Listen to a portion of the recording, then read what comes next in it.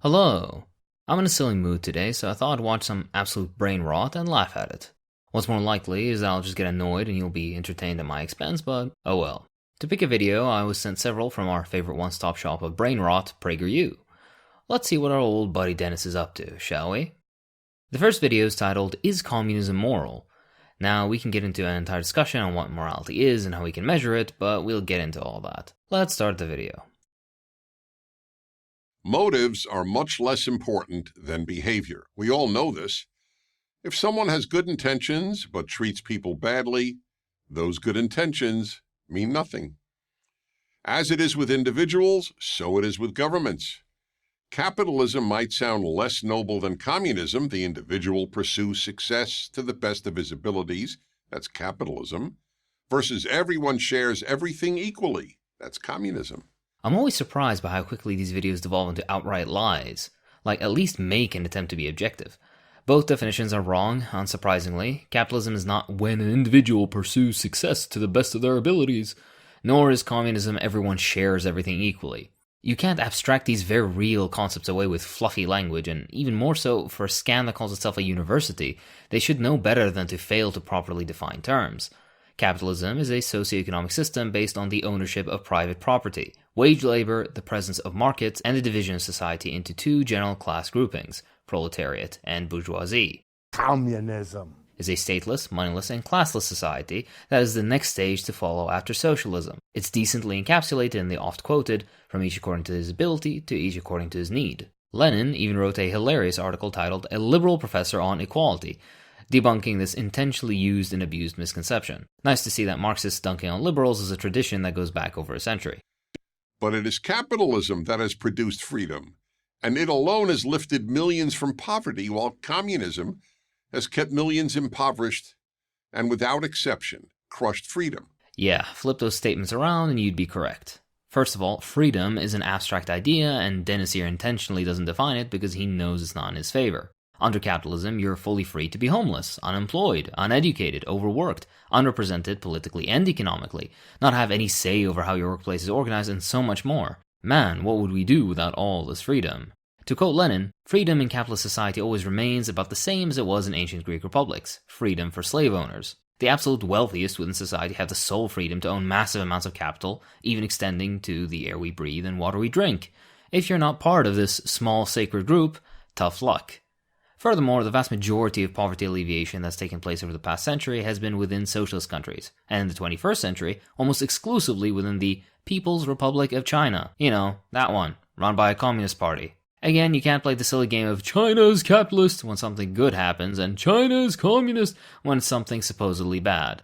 PragerU has done that nonsense in other videos, and I won't just casually look over this blinding hypocrisy. Also, socialism across the board has resulted in superior outcomes for their populations when compared with capitalist countries. I've made several videos about this. The point is just very tired. PragerU obviously exists to satisfy ideological biases rather than provide legitimate arguments.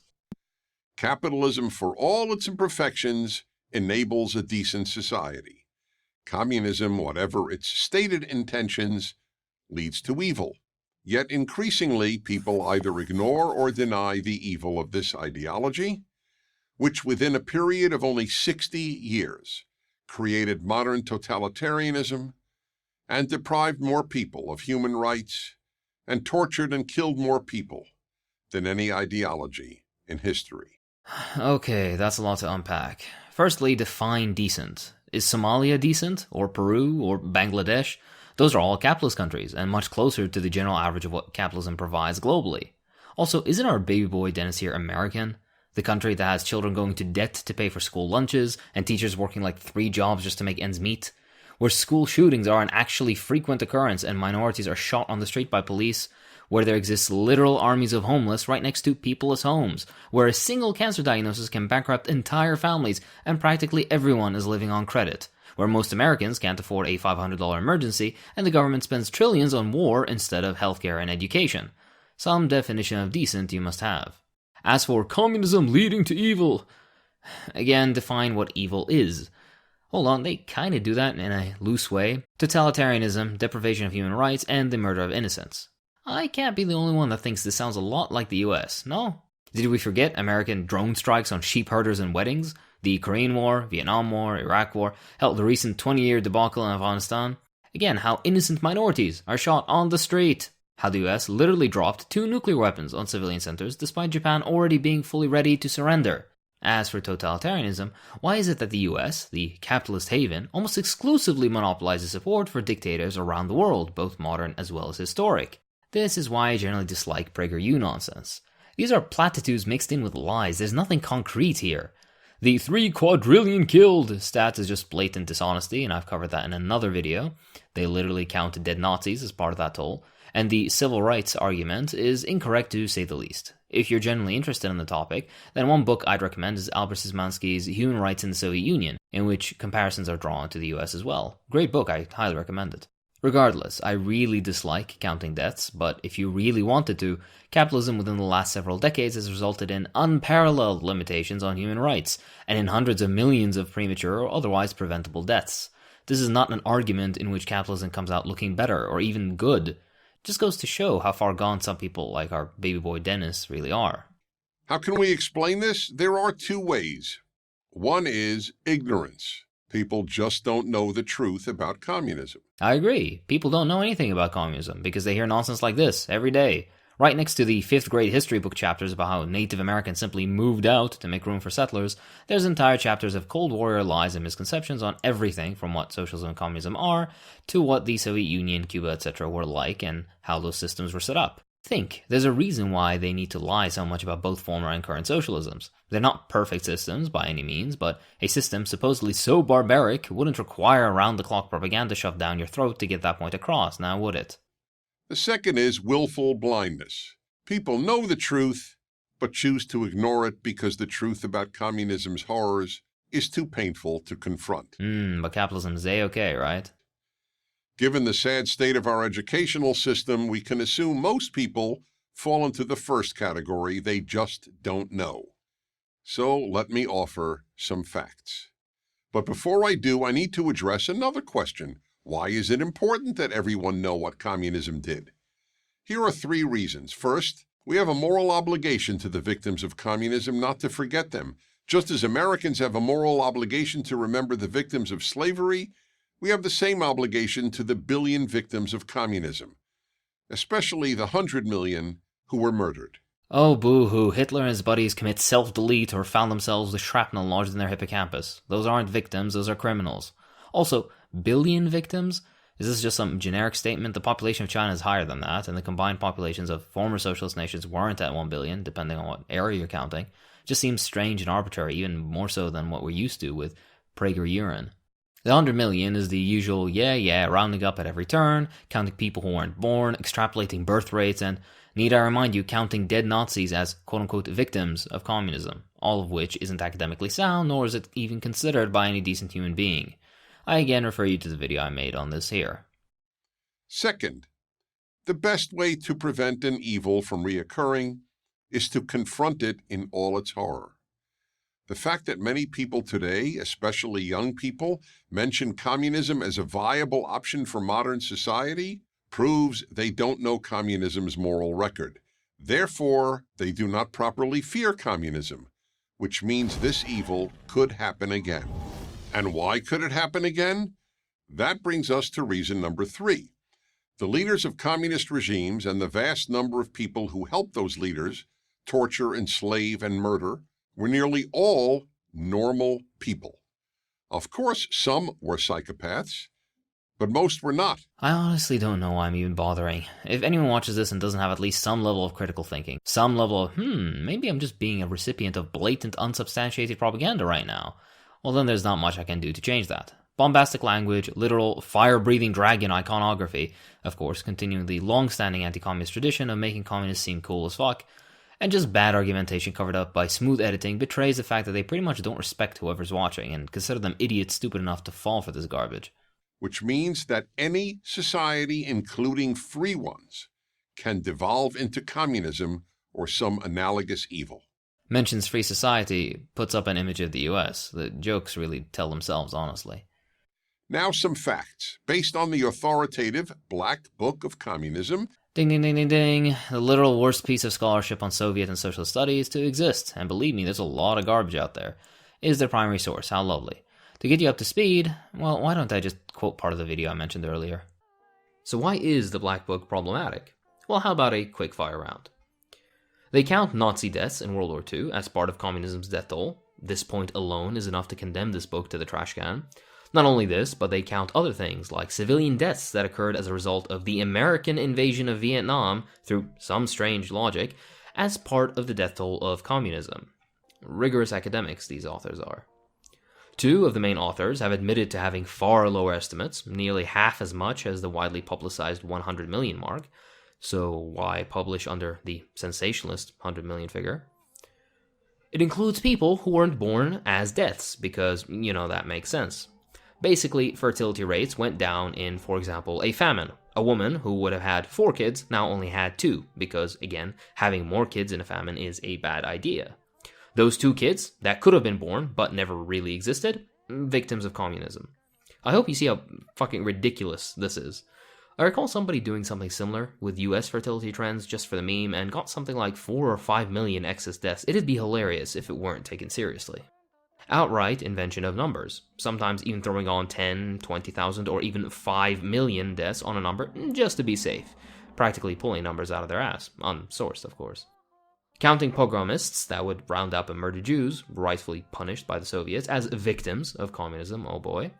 And finally, the nail in the coffin is that 2 of the 3 main authors publicly distanced themselves from the book, saying that Courtois, the main author, had an unhealthy obsession with getting to the 100 million number. Again, evidence be damned. It's a propaganda piece, plain and simple, and funnily enough, it only reinforces how stupid of an argument it is.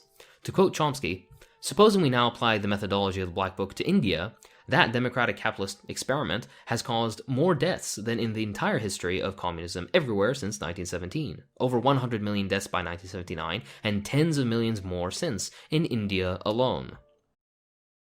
Now that you're up to speed, let's see what Penis has to say. Written by 6 French scholars and published in the United States by Harvard University Press. A boring appeal to authority, the work has been academically torn apart and literally no modern researcher takes even part of it seriously, yet Penis here doesn't say anything about that now, does he? Here are the numbers of people murdered by communist regimes. Not soldiers, ordinary civilian. Nice to know literal SS officers and their goons aren't considered soldiers now. Ho, Dennis, who will you rehabilitate now? You'd think if, when arguing against a point, you'd start defending literal Nazis, just maybe you'd reconsider your position on what thought path led you to being in that unsavory place. Maybe. Vietnam, 1 million. Eastern Europe, 1 million. Ethiopia, 1.5 million. North Korea, 2 million. Cambodia, 2 million. The Soviet Union, 20 million. China, 65 million. And the numbers are conservative. Again, another blatant lie. Some of the authors admitted to inflating numbers, and the statistics of the book count imaginary people. I don't have the energy to detail all the numbers, so quick fire round. Vietnam, a war literally started by the US and other capitalist countries. Cambodia, literally supported by the US and finally stopped by, gasp, communist Vietnam. The USSR, inflated figures based on outdated research and counting of famine deaths during a time when the heavily economically sanctioned USSR wasn't even recognized as a country by the US, isn't exactly fair. When famines happen under capitalism, they don't fall under a capitalist death toll, so why the double standard? That's a rhetorical question, you know why. For China, there's a great article titled, Did Mao Really Kill Millions in the Great Leap Forward? That you can check out. Literally all the rest is along the same vein. If you're really interested, I've attached a link in the pinned comment to a master post with all the relevant info. Check out the further reading section. And of course, these numbers do not describe the suffering endured by hundreds of millions of people who were not murdered. The systematic stripping people of their right to speak freely, to worship freely, to start a business, or even to travel without party permission. No non-communist judiciary or media. The only one of these that can even be kinda fair is the worship freely part, and even that has so much nuance that it technically isn't true. Under socialism, you could criticize your manager and even get them fired. Under capitalism, you can't do that. Hell, you're not even guaranteed a job, a pension, sick leave, maternity or paternity leave, I could go on. Starting a business is an impossibility for the vast majority of people under capitalism, and even within the richest country on earth is little more than a pipe dream. Remember, a population that can't afford a $500 emergency will definitely not have the capital necessary to start a business. Traveling without permission is absolutely ridiculous. Many capitalist countries would simply refuse entry to people from, for example, the USSR or other socialist countries. Hell, they still do that to this day, even from other poorer capitalist countries. Furthermore, you could travel within the socialist sphere, and arguably more people travel that way, as travel, even today, is incredibly expensive. Also, this was a consequence of geopolitics of the era. This is nothing specific to socialism. The vast majority of people from the third world can't travel either, but I won't be as unfair as to say, capitalism limits opportunity to travel, despite the fact that technically it does. No access to a non-communist legal system and media can go the other way around. Under capitalism, you have no access to non-capitalist legal systems or media. None of this is the heavy criticism you think it is. The poverty of nearly all communist countries. Say it with me now. Under equal levels of economic development, socialist countries consistently provided a higher level of development than their capitalist counterparts. That's what the research states. Also, Dennis here pretends like capitalism is only Western Europe and North America. It's not.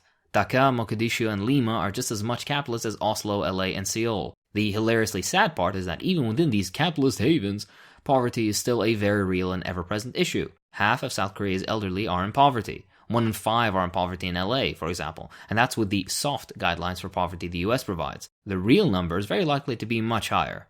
This is reality, something Prager over here is not in touch with. The imprisonment of vast numbers of people. This is rich, coming from a country with the highest population of prisoners on Earth. The point doesn't even deserve elaboration, honestly. Just read The New Jim Crow by Michelle Alexander. And of course, the trauma suffered by the hundreds of millions of friends and relatives of the murdered and imprisoned. At the hands of US imperialism and fascist police violence at home. Being blind to one's own biases must be comforting. People associate evil with darkness, but that's not accurate. It is easy to look into the dark. It is very hard to stare into bright light. One should therefore associate evil with extreme brightness, given that people rarely look at real evil. And those who do not confront real evil often make up evils, like systemic racism in 21st century America, or toxic masculinity, or patriarchy, that are much easier to confront. I'm sorry, what? What was that now? Do people genuinely take this shit seriously? Systemic racism isn't an issue anymore. Toxic masculinity hasn't ruined millions of men in relation to their own self-image and how they relate to women and other men. Patriarchy just doesn't exist. I'd like to live on this guy's planet, holy shit. The book of Psalms states, "Those of you who love God must hate evil." Yeah, and the Bible also states, no one can serve two masters, for either he will hate the one and love the other, or he will be devoted to the one and despise the other. You cannot serve God and money. It is easier for a camel to go through the eye of a needle than for a rich person to enter the kingdom of God. You shall eat the fruit of the labor of your hands. You shall be blessed, and it shall be well with you. Sounds pretty socialist to me. Silliness aside, cherry-picking random Bible verses and not being true to your religious tradition is the mark of a hypocrite.